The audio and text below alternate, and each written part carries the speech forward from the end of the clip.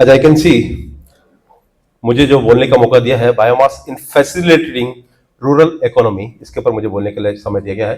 सबसे पहले मैं थैंकफुल हूं Balram Gupta and complete team का, जिन्होंने ऐसा इवेंट पुणे शहर के अंदर ऑर्गेनाइज किया।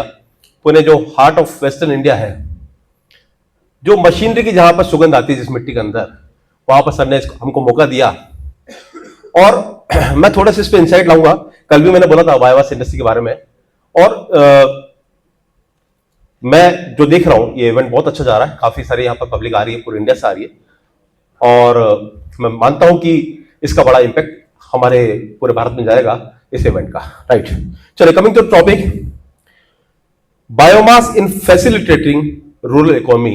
कैसे रूरल इकोनॉमी में बायोमास हमारा हेल्पफुल हो सकता है, इसके ऊपर मैं पूरा इंसाइट दूंगा। इससे पहले मैं आपको इस पूरा जो इंडस्ट्री है बायोमास से, बायोफ्यूल इंडस्ट्री जो हम बात कर रहे हैं, इस पर पूरा इंसाइट दूंगा। दोस्तों ये पूरा जो इवेंट है बायोफ्यूल पे आया है। बायोफ्यूल को हम अगर उसका संधि विच्छेद कर दे, उसको ब्रेक कर दे, bio and fuel and fuel की हम बात करते हैं, तो हमारा जो डे टू डे हमारा अगर हम वर्किंग देखेंगे, राइट फ्रॉम हमारा ट्रांसपोर्टेशन से लेकर हमारा कुकिंग, हमारा इंडस्ट्री सब कहीं ना कहीं किसी फ्यूल के इर्द गिर्द घूम रही है। हम देखें बचपन से पढ़ते आ रहे हैं तो फ्यूल तीन तरह के होते हैं, solid, gases and the liquid fuel. Solid fuel में जब हम देखते हैं कि हमारी पूरी इंडस्ट्री के अंदर कोयला और लकड़ी बहुतायत में यूज हो रहा है। मैं अगर टू बी वेरी प्रिसाइज जाऊं तो 50% हमारी जो इंडस्ट्रीज है पूरे इंडिया की, वो कोल और लकड़ी पे चल रही है, और 50% हमारी जो इंडस्ट्रीज है वो अदर जो हमारे फ्यूल्स हैं, जो कि हमको बहुत अच्छी कीमत देकर के रिफाइनरी से या इंपोर्ट करना पड़ रहा है, जो कि एलपीजी, सीएनजी, डीजल और फर्नेस ऑयल है। एक तरफ दोस्तों हम एक बहुत बड़ी कीमत देकर के इन फ्यूल्स को इंपोर्ट कर रहे हैं, कोयले को भी हम लोग या तो इंपोर्ट कर रहे हैं या माइनिंग को लेकर आ रहे हैं, और एक तरफ अगर देखा जाए तो हमारी दिल्ली की सरकार कह रही है भैया एक्यूआई इंडेक्स जो है 450 क्रॉस हो गया है, 500 क्रॉस हो गया है, मतलब पराली जल रही है, पोल्यूशन हो रहा है, डिस्बैलेंस है। मतलब पराली जल रही है पंजाब, हरियाणा में, यूपी में, हमारे दिल्ली की सरकार परेशान हो रही है, लेकिन इसके लिए मेजर्स क्या क्या लिए हैं? तो thanks to Narendra Modi government, जिन्होंने 10 साल पहले कम से कम ये विजन तो रखा कि हम जो रूरल हमारी इकोनॉमी चल रही है, फसलें जो चल रही है रूरल के अंदर, उनका जो अवशेष है, जो कि आज कंबाइन हार्वेस्टिंग की वजह से जमीन पर रह जाता है, और किसान के पास समय ना होने की वजह से किसान अगली फसल लेने के लिए, यानी खरीफ और रबी हमारे दो फसल होती है, खरीफ की फसल जो है उसके तुरंत बाद रबी की फसल आती है। खरीफ की फसल यानी कि धान की फसल जो है उसके तुरंत बाद गेहूं की फसल लेने के लिए किसान के पास लगभग 15 दिन का गैप होता है, और उस केस में उसके पास लेबर नहीं होती है, तो उसके पास एक ही माध्यम बचता है, भैया जो फसल पड़ी है, अवशेष पड़ा है, इसको आग लगा दो। और इस कारण से आग लगती है और धुआं उठता है, और धुआं पंजाब हरियाणा में उठा, वो दिल्ली तक आता है, दिल्ली में एक्यूआई 500 पार कर रहा है। And this is the same scenario being happen in every city in India जहां पर पराली जल रही है। अब पराली को सिर्फ मत मानिए कि धान की पराली होती है, पराली मतलब फसल का अवशेष, stubble, जो कि कंबाइन हार्वेस्टिंग के बाद में जमीन पर छूट गया है, रूट से लेकर के लगभग आप समझिए 6 से इंच 1 फीट तक का वो पराली हो गया। और हम बात करें पंजाब हरियाणा राजस्थान की, पंजाब हरियाणा यूपी की और बिहार की, तो ये धान की पराली होती है। हम बात करें राजस्थान की तो ये सोयाबीन की और मस्टर्ड की पराली है। हम बात करें महाराष्ट्र की तो सोयाबीन की, कॉटन सीड की और मेज की पराली है। हम बात करें साउथ इंडिया की तो कॉटन सीड की है, सोयाबीन की है। हम बात करें गुजरात की, ये कॉटन सीड की है, सोयाबीन की है, और एमपी के अंदर बात करें सोयाबीन की है, मस्टर्ड की है। तो यानी कि हम अगर पूरे इंडिया को, जो इंडिया का हार्ट देख ले, सेंटर प्लस हमारा वेस्टर्न प्लस साउथ देख ले, तो 6 चीजें हो गई, धान की पराली, मस्टर्ड की पराली, सोयाबीन की, कॉटन सीड की, और इसके बाद मक्के की और शुगर केन की। ये 6 हमारी क्रॉप जो है पूरी हमारी इकोनॉमी को चला रही है। असल में हम देखते हैं, हम धान खा रहे हैं, गेहूं खा रहे हैं, मक्का खा रहे हैं, और शुगर केन इंडस्ट्री से हमारा जो शुगर बन रही है, ये सभी हमारे दिल्ली को चला रहे हैं। और इन्हीं का जो अवशेष है वो बेसिकली फील्ड में रह जाता है, और वो काम कर रहा है जलने का। अब आता है रूरल इकोनॉमी की, तो रूरल इकोनॉमी कैसे बनेगी इसी पर हम आएंगे, लेकिन उससे पहले पूरी भूमिका समझ लेते हैं। तो दोस्तों एक तरफ ये फसल जल रही है, कोई कंट्रोल नहीं है, कंट्रोल होगा भी कैसे? हमारे देश के अंदर लेबर की कमी भी हो गई है, thanks to this government, current government, कि जिसकी वजह से मनरेगा जैसी स्कीम्स के ऊपर सवाल उठाने के बाद सरकार ने हमारे 150 करोड़ की आबादी के ऊपर आईपीएल जैसा 3 महीने का एक मैच ला दिया। 3 महीने तक हमारी युवा आबादी आईपीएल देखने में व्यस्त है, उसके साथ ड्रीम 11, माई 11 सर्किट पर सट्टा खेलने में व्यस्त है, और जो पढ़ी लिखी आबादी है वो शेयर बाजार में खेल रही है। लेकिन आज हमारे पास अनस्किल्ड लेबर बिल्कुल नहीं है, ये बिल्कुल ट्रुथ है। आज मैं 1 साल से प्रयास कर रहा हूं, मुझे 24 लेबर की आवश्यकता है, मुझे नहीं मिल रही है, क्योंकि मैं देखता हूं उनका जब इंटरव्यू लेता हूं तो वो कहते हैं सर मोबाइल तो अलाउड है ना। दैट नॉट बॉदर्ड कि मशीन क्या चलेगी कैसे चलेगी, वो बॉदर्ड है कि मोबाइल तो अलाउड है ना, फेसबुक चलेगा, इंस्टाग्राम चलेगा, ड्रीम 11 चलेगा, माई 11 सर्विस चलेगा, शेयर बाजार चलेगा, ये सब उनका बॉदर्ड है। तो आज हमारे पास अनस्किल्ड लेबर नहीं है, तो अब अनस्किल्ड लेबर नहीं तो फसल काटेगा कौन? इसके लिए उसके बाद जलाने का एक ऑप्शन रह जाता है, वो जला देता है और इसका पॉल्यूशन हो रहा है। और दूसरी तरफ दोस्तों हम काफी बड़ी मात्रा में कोल इंपोर्ट कर रहे हैं या कोल दोहन कर रहे हैं। कल जो भी यहां पर थे, मैंने कल डाटा भी दिया था, अगर हमें पूरे इंडिया का डाटा इकट्ठा करें, पूरे देश के अंदर हमारा जो पावर प्रोडक्शन है वो 2000 TWH टेरावाट आवर है। और ये जो 2000 टेरावाट आवर है, इसका मैं अगर आपको कॉन्फिगरेशन बताऊं तो 45% हमारी पावर अभी रिन्यूएबल से बन रही है, रिन्यूएबल रिसोर्सेस। और रिन्यूएबल रिसोर्सेस क्या है? 20% हमारी पावर सोलर से बन रही है, 15% हमारी पावर विंड से बन रही है, और लगभग 10% पावर हमारी बन रही है हाइड्रो पावर से। तीनों ही ऐसे प्रोजेक्ट जिसके अंदर बड़े इंडस्ट्रियलिस्ट इन्वॉल्व हैं। डोंट माइंड, मैं थोड़ा सा कटाक्ष बोलूंगा लेकिन सच बोलूंगा यहां पर, ताकि हमारे इस मंच से जो भी सुन रहा है वो न्यूज वहां तक जा पाए। मतलब अगर हम बात करें 45% ऐसा पोर्शन है जिसके ऊपर सोलर इंडस्ट्री है, विंड इंडस्ट्री है और हाइड्रो इंडस्ट्री है, जिसपे सारे बड़े प्लेयर्स का कब्जा है। और उसके बाद 50% हमारी जो बची इकोनॉमी बची, जो हमारे कोल पे डिपेंड हमारे पावर प्लांट है, उनमें कोल आ रहा है। और एक तरफ हम 50% कोल से बेस्ड थर्मल प्लांट चला रहे हैं, और वहीं पर हमारे पूरे देश के अंदर पराली जल रही है, उससे पॉल्यूशन हो रहा है। वो जल रही है, वो ऐसा प्रोडक्ट जल रहा है जिसके अंदर उतनी ही जीसीबी है, उतनी ही ऊष्मांक है जितना कोयले में होता है। आप यकीन मानिए, कोयले के अंदर अगर 3200 जीसीबी है, 3000 जीसीबी है, तो पराली जो धान से आती है उसके अंदर 3200 जीसीबी है। पराली जो कि मस्टर्ड से आती है, सोयाबीन से आती है, कॉटन सीड से आती है, उसके अंदर 3500 से 3600 जीसीबी है। शुगरकेन से आ रही है, उसको 2800 से 3000 जीसीबी है। मक्के के अंदर भी 2800 जीसीबी है। तो अब एक तरफ हम जला रहे हैं और एक तरफ हम पैसा फॉरेक्स इन्वेस्ट कर रहे हैं, और हम धरती का दोहन करके कोयले को ला रहे हैं। डिसबैलेंस दोस्तों बहुत विचारणीय विषय है कि सरकार को इन सब विषय में सोचना पड़ेगा। लेकिन मैंने जैसे कहा, thanks to this current government जो 2014 से है, जिन्होंने ये विजन तो देखा कि हम कम से कम इन फसल के अवशेष से कुछ प्रोडक्ट बना सकते हैं। आज हम फसल के अवशेष, जिसको कि हम बायोमास बोल रहे हैं, वो हर प्रोडक्ट जो जल सकता है उसको हम बायोमास बोल रहे हैं। इसके अंदर आ गया धान की पराली, मस्टर्ड की पराली, सोयाबीन की पराली, कॉटन सीड की पराली, बैम्बू, लकड़ी का बुरादा, लकड़ी के फंटे, लकड़ी का वेस्टेज, वुड लॉग, इसके अलावा पाइन नीडल्स हो गया, हम देखें कोकोनट शेल हो गया। ये सब वो चीज जो जल रही थी, बड़ी बड़ी खराब हो रही थी, सड़ रही थी, उन सबको हम आज जलाने के लिए पैलेट बना सकते हैं, उनसे हम जलाऊ गैस बना सकते हैं। वो हर प्रोडक्ट जो जल सकता है, ऊष्मा दे सकता है, वो बायोमास। वो हर प्रोडक्ट जो सड़ सकता है और गैस बना सकता है, वो भी बायोमास। यानी हमारी दोनों इंडस्ट्री बात करें, बायोमास पैलेट इंडस्ट्री बात करें या बायोगैस की इंडस्ट्री बात करें, दोनों हमारे बायोमास पर डिपेंड है। लेकिन इनके लिए कोई एक प्रॉपर पॉलिसी अभी तक नहीं आई है। मैं इस इंडस्ट्री में 5 साल से काम कर रहा हूं, बहुत आप सबके सामने बहुत जूनियर भी रहूंगा, लेकिन क्योंकि मैं रूबरू हूं प्लांट लोगों से, यूट्यूब चैनल मेरा है, काफी लोगों से मुझे रिव्यू मिलता है, तो मैं वो चीज प्रस्तुत कर रहा हूं आपके सामने जो वाकई में हो रही है। तो एक तरफ हम कई पैसा खर्च कर रहे हैं और दूसरी तरफ हमारा ये पराली जो अवशेष है वो वेस्टेज हो रहा है। दोस्तों एक थोड़ा सा इंसाइट लाऊंगा आपके पास। हमारे पूरे देश के अंदर कोयले का जो उत्पादन प्लस कोयले का जो फॉरेक्स इन्वेस्टमेंट है, कोयला जो खरीद हो रहा है, उसका डाटा है 100 करोड़ टन का। यह आप डाटा चेक कर सकते हैं। 100 करोड़ टन कोयला हमारे यहां पर उत्पादन प्लस इंपोर्ट हो रहा है। उसका 50% कोयल यानी कि 50 करोड़ टन कोयला हमारा थर्मल प्लांट को जा रहा है। थर्मल प्लांट भी बड़े मात्रा में 2000 TWH हमारा लास्ट ईयर का पावर प्रोडक्शन था, उसके लिए 50 करोड़ टन हमारा कोयला कंजप्शन हो रहा है। और कितना जीसीबी का एवरेज जीसीबी देखा जाए तो 3000 से 3200 जीसीबी का कोयला है। कहने को तो 4000 का भी आता है, लेकिन हमारे जितने भी सरकारी प्लांट है वो सब माइनिंग कोल पर चल रहे हैं, तो 3000 से 3200 जीसीबी के कोल पर चल रहे हैं। दूसरी तरफ अगर हम पावर प्लांट को छोड़ दें और हम प्राइवेट मार्केट की तरफ आते हैं, तो पूरे इंडस्ट्रीज हमारी जो चल रही है वो 6 फील्ड में चल रही है: कोल, लकड़ी, एलपीजी, सीएनजी, डीजल और फर्नेस ऑयल। अब 1 to 1 हम देख लेते हैं कि आखिरकार कैसे हमारा पराली से बना हुआ पैलेट या हमारा वुड वेस्ट से बना हुआ पैलेट या हमारा एग्रीकल्चर वेस्ट से बना हुआ पैलेट कैसे इनको टक्कर देता। समझ लीजिए, 1 लीटर गैस जिसकी मार्केट के अंदर कीमत 100 रुपए है, ₹100 की गैस हमको देती है 12,000 कैलोरी। हम आज बायोफ्यूल इंडस्ट्री के लिए बात कर रहे हैं, तो कैलोरी वर्ड को आप समझ लीजिए, उसका जो ऊष्मांक है, कितना ऊष्मा देता है। तो 1 किलो अगर हमारी एलपीजी जलती है तो 100 रुपए की एलपीजी हो गई, उससे हमको मिलती है 12,000 एनर्जी, 12,000 कैलोरी मिलती है। वही हमारा 1 किलो पैलेट जब जलता है, जो कि 12 रुपए मात्र का है, इंडस्ट्री में जिसकी कीमत 12 रुपए तय की गई है सरकार द्वारा, उससे हमको मिलती है 4,000 कैलोरी।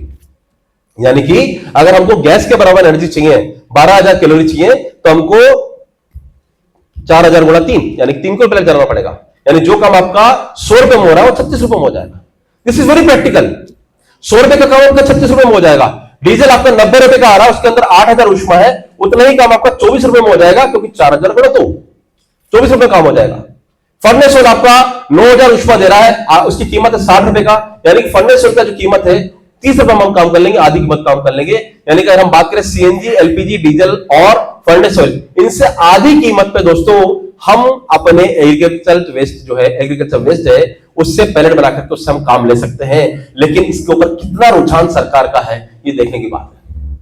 दोस्तों, सन 2018 में सरकार ने सतत पॉलिसी लाई बायोगैस इंडस्ट्री के लिए। सरकार ने 2021 में एक मैंडेशन लाया सुप्रीम कोर्ट के वाया से कि जितने भी हमारे पावर प्लांट है, एनटीपीसी के पावर प्लांट है, स्टेट ऑन पावर प्लांट है, सेंट्रल पावर प्लांट है, इनको अपना कोल का कंजप्शन 5 से 7% कम करना है, and they have to use pellet instead of that. And उसमें भी मेंटेशन ये है कि जो पैलेट बनने चाहिए वो 50% एग्रीकल्चर बायोमास से बनना चाहिए, जो कि लोकली अवेलेबल है, ऐसा एनटीपीसी के टेंडर में लिखा हुआ है। इसका मतलब अगर हम 50 करोड़ टन कोयला उधर दे रहे हैं, उसका हम 7% मान लें, तो लगभग 3.5 करोड़ टन पैलेट की आवश्यकता पड़ेगी पूरे देश के अंदर, जब हमारे 100% थर्मल प्लांट कन्वर्ट हो जाएंगे कोयले से पैलेट पे। लेकिन इनकी भी अपनी बाउंडेशन है, क्योंकि टेक्नोलॉजी का एनहांसमेंट अभी होना जरूरी है। आप ये समझिए कि पैलेट जो होता है, एग्रीकल्चर बायोमास से बनने वाला पैलेट, वो जब पावर प्लांट में जाएगा तो वो कोयले के साथ मिक्स होगा, कोयले के साथ मिक्स होकर के उसको ग्राइंडिंग करना पड़ता है, उसके पाउडर को फिर हम स्टीम जनरेशन में ले जाते हैं, स्टीम जनरेट करके उससे टरबाइन घुमाते हैं, तब जाके हमारे पावर आती है। लेकिन क्योंकि एग्रीकल्चर बायोमास है, इसके अंदर मॉइस्चर है, इसके अंदर आर्द्रता है, इसको ट्रांसपोर्टेशन करना मुश्किल है, ये से कई कारण है जिसकी वजह से मैं देखता हूं ये इंडस्ट्री उतनी तेजी से नहीं बन पाई जितनी कि सरकार चाहती थी। सरकार के ही 2 मिशन चल रहे हैं दोस्तों। हम अगर बायोमास से बायोमास पैलेट की बात करते हैं तो सरकार ने समर्थ मिशन चालू किया हुआ है। कोई है समर्थ मिशन से यहां पर? नहीं। और दूसरा, अगर बायोमास से बायोगैस की बात करते हैं तो सतत मिशन है। आप देखिए कैसे सरकार के 2 फर्क हैं।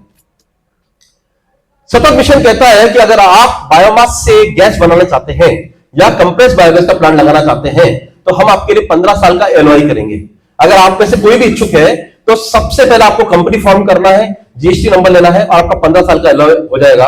15 साल तक आप गैस उस कंपनी को सप्लाई कर सकते हैं जो आपसे लेने जा रहा है। एचपीसीएल, आईओसीएल, बीपीसीएल और गेल, ये 4 कंपनी से ले रही है। ये सतत मिशन कह रहा है। लेकिन समर्थ मिशन के अंदर आपने पैलेट प्लांट लगा लिया, लेकिन खरीदार कौन? कोई नहीं। एनटीपीसी कह रहा है कि हम खरीदार हैं, लेकिन एनटीपीसी की एक ऐसी पॉलिसीज नहीं है जो यूनिफॉर्म हो। हर स्टेट टू स्टेट वेरी कर रही है, हर कंडीशन में वेरी कर रही है। डिपेंड कर रहा है कि कौन कितना बड़ा प्लेयर इसके अंदर उतर का है, कौन सप्लाई कर रहा है, कितनी लाइसेंस। दोस्तों, बहुत अनफेयर सी चीज है कि हम एक बायोमास को जब पैलेट के लिए देखते हैं उसको लिए अलग नजर से देख रहे हैं, जब गैस के लिए देख रहे हैं तो उसको अलग नजर से देख रहे हैं, क्योंकि गैस हमारा ऐसा आइटम है जो कि हमारे अर्बन ट्रांसपोर्टेशन में काम आने वाला है, लेकिन बायोमास पैलेट जो है वो थर्मल प्लांट को काम आने वाला है। 2 नजर से देखा जा रहा है। मेरा मानना है कि सरकार को इसके लिए नजर एक रखनी चाहिए। आप जब गैस प्लांट बनाने जाते हैं तो आपको 3 टन के प्लांट पे 3 करोड़ की अपफ्रंट सब्सिडी मिल रही है। आपको लगभग प्लांट की कॉस्ट का 75% नॉन कोलेटरल लोन मिल रहा है। लेकिन यहां पर अगर हम जाते हैं बायोमास से बायोमास पैलेट के प्लांट के लिए बात करते हैं, सरकार कहती है 1 टन के प्लांट पे आपको 21 लाख सब्सिडी देंगे, 2 टन के प्लांट पे आपको 42 लाख सब्सिडी देंगे। ऑन एन एवरेज देखा जाए प्लांट कॉस्ट से तो 30% सब्सिडी देने का सरकार ने प्रावधान रखा हुआ है। लेकिन मेरे आउट ऑफ 47 क्लाइंट किसी ने भी अभी तक क्लेम नहीं किया कि मुझे सब्सिडी मिली, क्योंकि ये ऐसा फील्ड है जो इग्नोर्ड है, सरकार को चिंता नहीं है। दूसरा, सरकार का एक रवैया, सरकार कहती है कि प्लांट लगाइए, भाई प्लांट तो लगा लेंगे, लेकिन कंजप्शन कहां पर इसका? आप ये देखिए, हम जब बात करते हैं बायोमास, हम कहते हैं रूरल इकोनॉमी, राइट? रूरल में बायोमास हमारा पैदा हो रहा है, और कंजप्शन कहां पर है? अर्बन मार्केट के अंदर। हम अगर प्राइवेट मार्केट की बात करें, सारा मार्केट अर्बन मार्केट के अंदर है।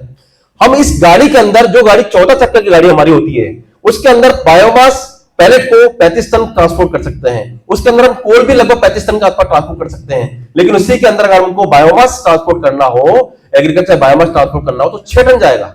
यानी कि अगर मैं जालंधर से गाड़ी बढ़ाता हूं और दिल्ली भेजता हूं तो मुझे पैलेट पर ट्रांसपोर्टेशन ₹1.80 आएगा। लेकिन वहीं अगर मैं बायोमास को भेजता हूं तो मुझे ट्रांसपोर्टेशन ₹4.5 आ रहा है। अब बताइए इस तरह से मैं कैसे प्लांट लगाऊं?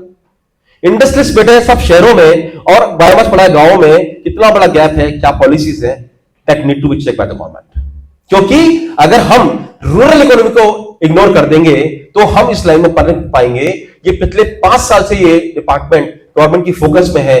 गवर्नमेंट ने दोनों ही हाथों में 2 लड्डू ले रखे हैं, एक बायोमास से पैलेट और एक बायोमास से गैस। गैस का डिपार्टमेंट देखता हूं, अगर आप अभी लाइव मोबाइल पे हैं तो आप सतत.co.in चेक कीजिए।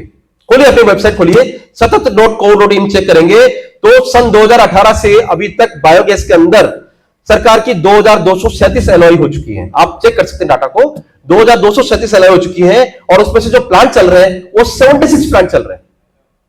क्या परसेंटेज हुआ भाई? 2237 में से 76 प्लांट चालू है और सरकार को जो गैस मिल रही है 17,800 टन गैस पर एनम मिल रही है।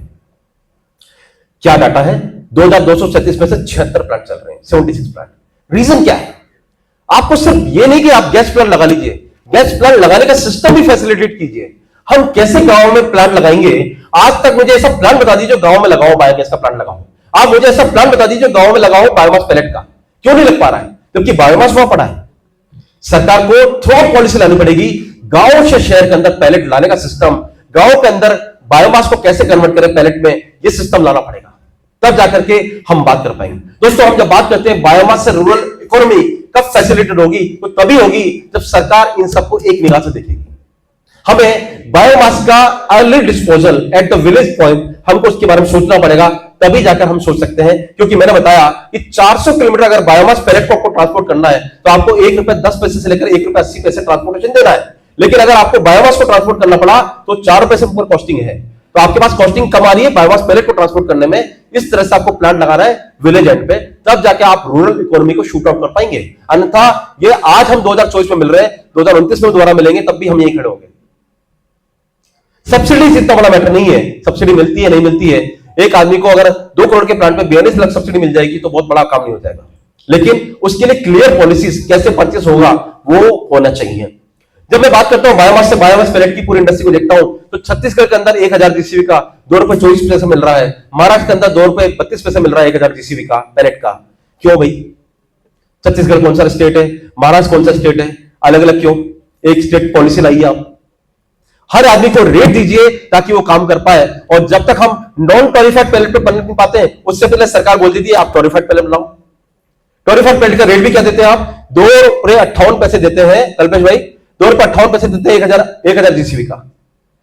मैं दावा करता हूं कोई इंडिया के अंदर ₹2.58 पर 1000 जीसीबी टॉरिफाइड पैलेट बना के दिखा दे तो इंडस्ट्री चलेगी नहीं। किस हिसाब से रेट रख रहे हैं? वहीं पर आप गैस को जब बात करते हैं, बायोगैस की जब बात करते हैं, तो आप कहते हैं कि अगर आपके शहर के अंदर ₹90 का गैस का रेट चल रहा है तो हम आपको ₹74 देंगे, और दे रही है सरकार। ₹74 में भी ₹8 कार्ट्रिज का कंप्रेशन का चार्जेस है, तो आदमी को ₹68 ₹66 मिल रहा है। तो हमने क्या बिगाड़ा भाई? हम भी तो आपका रूरल इकोनॉमी सुधारने का काम कर रहे हैं। मतलब इंडस्ट्री, हम इस इंडस्ट्री के अंदर बहुत कम प्लेयर है, लेकिन सरकार की पॉलिसीज के मारे हैं। दोस्तों, अगर इस इंडस्ट्री में सरकार वाकई में एक निगाह से देखे और यूनिफॉर्मिटी से बात करे और वाकई में काम करने की इच्छा रखे तो सरकार काम कर सकती है। सन 2014 में ये जो करंट गवर्नमेंट आई, इन्होंने बोला 2022 तक हम एग्रीकल्चर इनकम को डबल कर देंगे, एग्रीकल्चर इनकम को डबल कर देंगे 2022 में। और हम जब बात करते हैं जीरो कार्बन की तो सरकार कहती है 2070 तक। मैं तो मर ही जाऊंगा तब तक। मतलब करना क्या चाहती है? क्यों इतना लंबा टारगेट 2070 तक का? आप चाहते क्या है?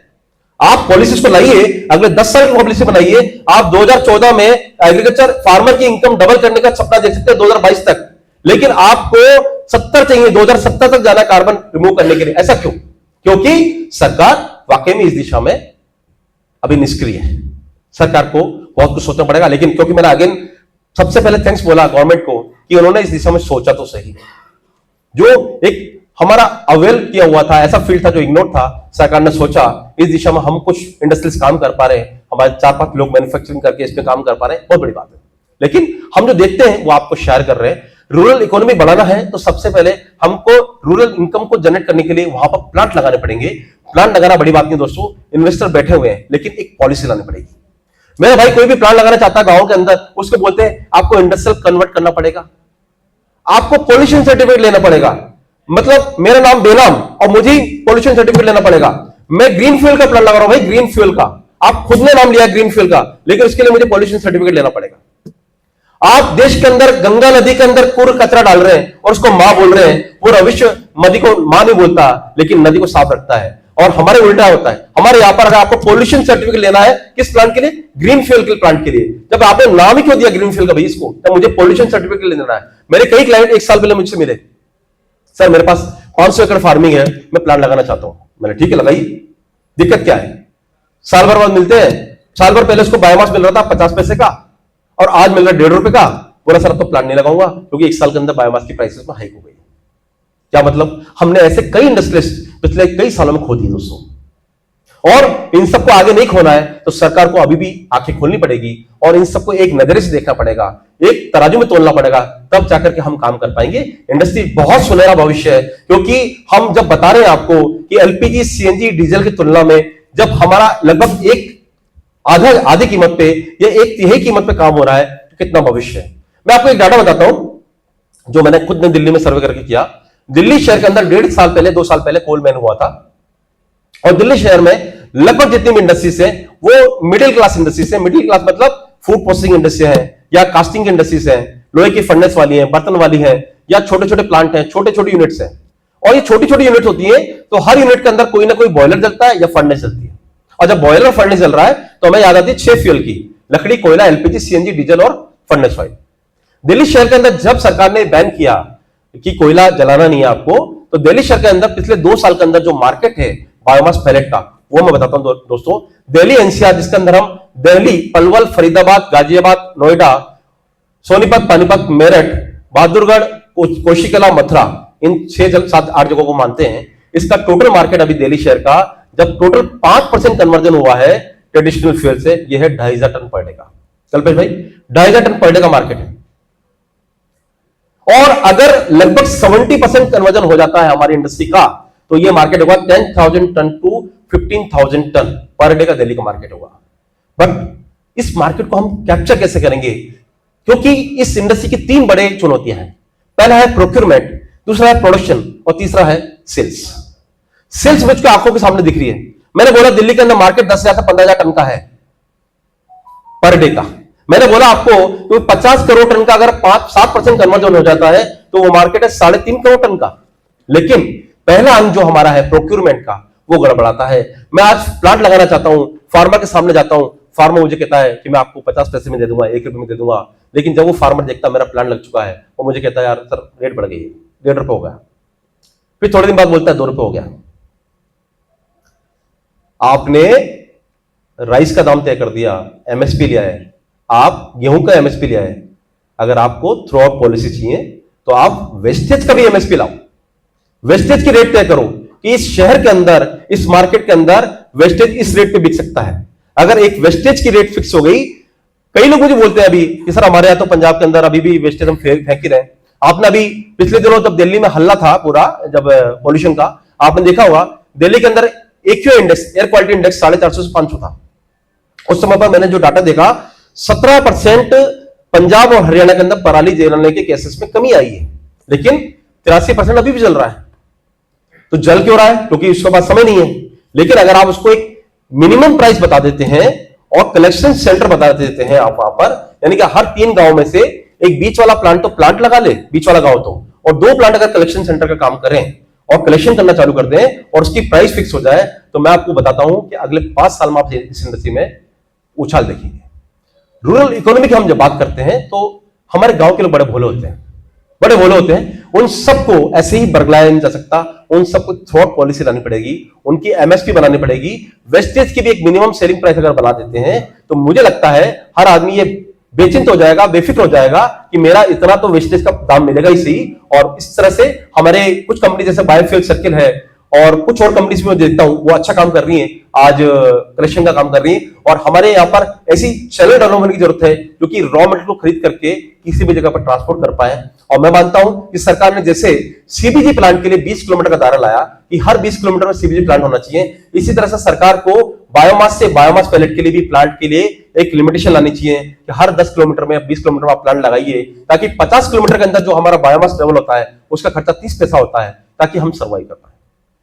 दोस्तों, एनटीपीसी को लगभग 2.5 करोड़ टन से 3 करोड़ टन की पैलेट की आवश्यकता पड़ेगी, लेकिन उन सबके बीच में एक चुनौती और भी आती है, प्रॉपर टेक्निक का मार्केट में न जाना। हम जब एनटीपीसी की बात करते हैं, एनटीपीसी वर्तमान में एक ऐसा फ्यूल यूज कर रहा है जो ब्रिटल है। ब्रिटल मतलब आप थोड़ा सा प्रहार करेंगे पाउडर में कन्वर्ट हो जाएगा। लेकिन वहीं पर हमारे कुछ प्लेयर जो पंजाब में प्लांट लगाए हैं, यानी कि हम बता रहे हैं एंड कस्टमर की, वो कहते हैं हमको डायर की आवश्यकता नहीं है, हमको फलाना नहीं चाहिए, हमको पैलेट मशीन दे दो, हम पैलेट लगा लेंगे। भैया 60% वोलेटाइल मैटर का प्लांट बनाओगे, माल लगाओगे, तो थर्मल प्लांट तो कभी बंद हो सकता है। सरकार सब तरह से प्रयासरत है, तो हमारी भी जिम्मेदारी है कि हम प्रॉपर टेक्निक से प्लांट लगाएं, ताकि सरकार के जो उपक्रम चलाने वाले हैं, एनटीपीसीज हैं, राज्यों के थर्मल प्लांट हैं, वो बंद ना पड़े। पिछले दिनों किसी एक थर्मल प्लांट में विस्फोट हुआ था, तब मुझे न्यूज पता लगी थी कि इसका कारण रहा उसके अंदर लिमिट से ज्यादा मॉइस्चर पास होना, और किसी तरह से सेटिंग से माल अंदर चला गया, उसकी वजह से, क्योंकि थर्मल प्लांट के अंदर 5% ब्लेंडिंग कर रहा है, इसका मतलब बॉल मिल के अंदर उसको 995 किलो 950 किलो कोयले के साथ में 50 किलो उसको पैलेट मिक्स करना है। अब पैलेट आपका आया 14% मॉइस्चर का, और आपका कोयला है, ड्राई है लेकिन ब्रिटल है। इसका मतलब अनइवन ग्राइंडिंग। अनइवन ग्राइंडिंग के बाद जब वो सक्शन करके बॉयलर में ले जाते हैं, वहां पर चॉकिंग हुई, चॉकिंग होने की वजह से वहां बॉयलर में प्रॉपर टाइम से आपका पाउडर नहीं पहुंच पाया और वहां पर ब्लास्ट हुआ। तो इसका मतलब सरकार के साथ साथ हम मैन्युफैक्चरर्स की, प्लांट मैन्युफैक्चरर्स की, और जो प्लांट लगा रहे हैं उनकी भी जिम्मेदारी है कि प्रॉपर टेक्निक से प्लांट लगाए, ताकि सरकार जो उपक्रम चालू करने वाले हैं और हम जो 3.5 करोड़ का टारगेट देख रहे हैं उस पर पहुंचे। दोस्तों, रूरल इकोनॉमी के लिए जैसे हमने बताया काफी स्कोप है, सरकार इस दिशा में सब सोचे तो बहुत अच्छा काम हो सकता है। और मैं यहीं पर अपने शब्दों को विराम दूंगा। बहुत सारे इंसाइट्स हैं, लेकिन समय की एक बाध्यता है। Thank you so much for listening me very patiently. Thank you so much.